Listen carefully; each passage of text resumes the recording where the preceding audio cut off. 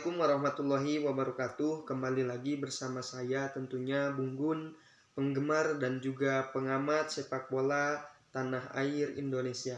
Nah, pada kesempatan kali ini saya melihat secara jelas historis para pemain tim nasional Indonesia. Saya akan mencoba untuk mengungkapkan apa yang saya rasakan terkait pemain naturalisasi. Nah, yang pertama, sejak kapan sih naturalisasi itu ada? Naturalisasi itu jelas ada aturannya, baku, dan menjadi aturan resmi dalam Federasi Sepak Bola Dunia yang di bawah naungi oleh FIFA. Nah, jelas bahwa ada pasalnya, pasal 19 kalau tidak salah. Nah, di sana berbunyi pemain yang boleh dinaturalisasi itu ada setidaknya ada 4 kriteria. Satu, pemain itu harus lahir di negara yang ingin dituju. Kemudian itu adalah keturunan, ayah ibunya lahir dari negara yang ingin dituju. Kemudian kakeknya, ini paling jauh, kakek ataupun neneknya lahir di negara yang ingin dituju ataupun dibela pemain naturalisasi tersebut.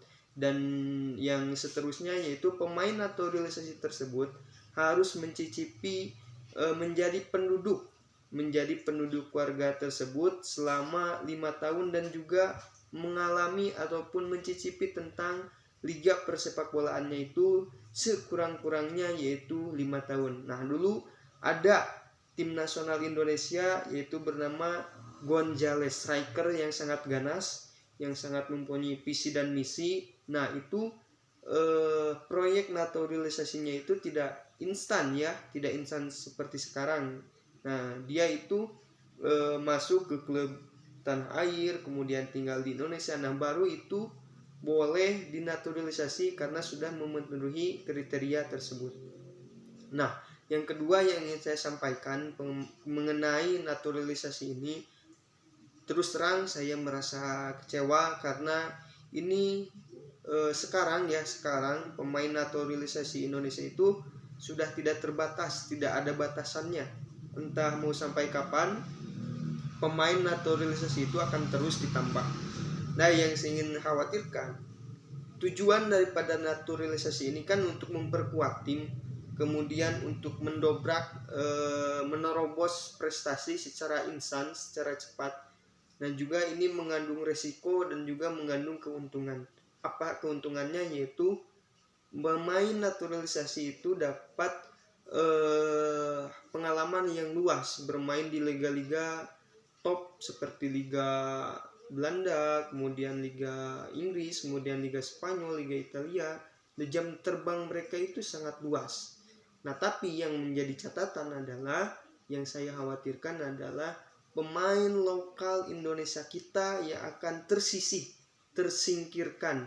Nah, saya melihat ada 11 bahkan sampai 13 pemain yang pernah terasingkan karena adanya pemain naturalisasi. Seperti pemain yang mentereng, Egy Maulana Fikri, kemudian ada Witan Sulaiman, ada Pratama Arhan, ada Hernando Ari, ada di kiper juga ada Nadeo Argawinata. Nah, pemain-pemain itu, dan juga di bagian tengah ada pemain tengah yang luar biasa, Ricky Kambuaya. Nah, itu semuanya tersisihkan oleh siapa? Oleh pemain diaspora, oleh pemain naturalisasi.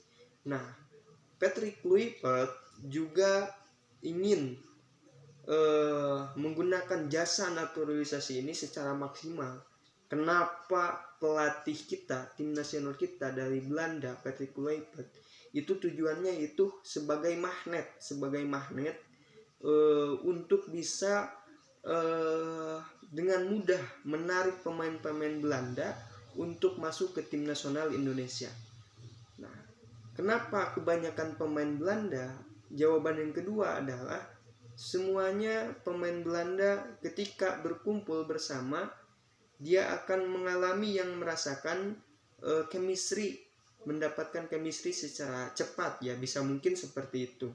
Tapi yang saya sayangkan dari beberapa media yang diangkat seperti CNN Indonesia, bahwa yang dinamakan dengan pemain lokal ini masih akan tetap tersisihkan.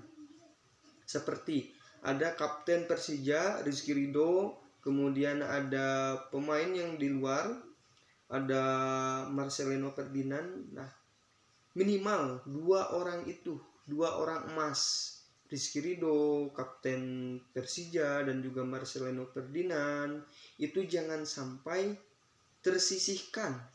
Kita harus bekerja sama antara pemain lokal dan juga pemain diaspora. Nah, itu yang saya harapkan.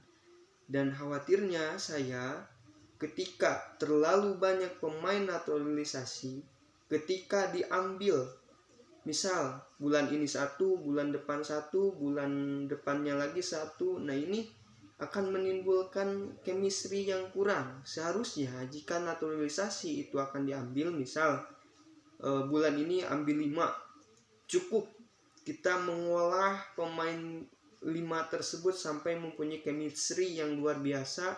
Tapi saya melihat kesalahannya adalah terlalu banyak mencomot pemain naturalisasi yang memang bisa dikatakan pemain yang oke lah, mempunyai nama, mempunyai klub yang dikatakan di liga top Eropa ya.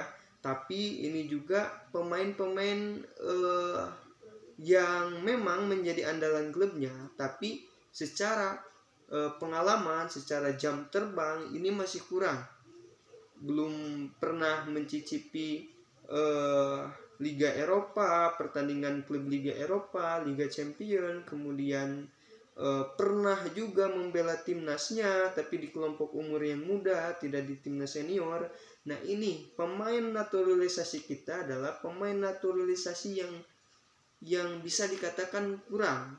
Ya, demikian saya mengatakannya kurang dari segi kualitas secara sempurna. Kalau ingin menaturalisasi, contohlah dari Spanyol lah, dari Italia, kemudian dari Inggris, jangan serta-merta terus-menerus dari Belanda. Kali-kali boleh dari negara lain. Ya, jadi yang ingin saya sampaikan, jangan tanggung-tanggung ketika mencomot pemain naturalisasi. Itu yang ingin saya sampaikan. Yang kedua yang ingin saya sampaikan, jangan sampai pemain lokal kita tersisihkan. Karena bagaimanapun pemain diaspora memang itulah pemain kita, tim nasional kita. Tapi yang saya harapkan ketika di lapangan itu harus ada pemain lokal 1, 2, atau 3. Yang penting ada pemain lokal memberikan kesempatan untuk terus berkembang. Nah, itu yang ingin saya sampaikan. Untuk pendapat kalian silahkan di kolom komentar, apakah pemain naturalisasi ini layak, ataupun pemain naturalisasi ini harus kita terus gendor, harus kita terus tarik untuk bermain di tim nasional Indonesia. Saya kira menurut saya ini tidak baik, tapi mending kita memaksimalkan pemain potensi yang sudah ada. Itu yang saya sampaikan. Lawan